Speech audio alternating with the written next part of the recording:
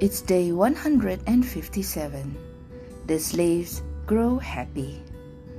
Abu Mas'ud, who had received a warning from the Prophet while whipping his slave, explained to his friends what had happened. All of them were worried because every one of them who had a slave used to whip them.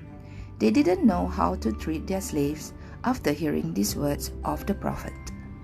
They gathered and went to the Prophet. One of them asked, "O Messenger of Allah, many of us have slaves at home. How should we treat them? How many times are we going to tolerate and forgive them for the mistakes that they make?" At this question, the Prophet turned to him and answered slowly and firmly, "Every day you are going to forgive them 70 times.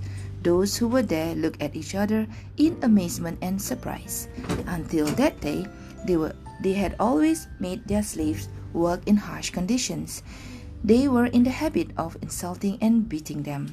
They were just learning now how wrong what they were doing then." The Prophet continued, "They are your brothers.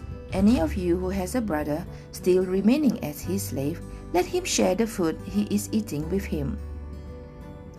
Let him share the same clothes he is wearing. Let him not overburden him. When it is necessary, help him.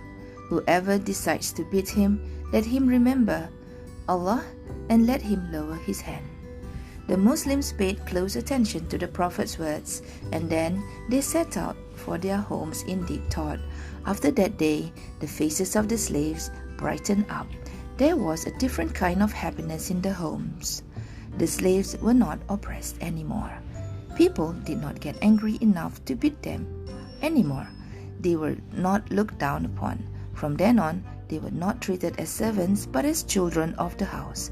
The beauty of this new faith spread then and over the centuries to come. With the order of the Prophet established, there was peace and happiness everywhere.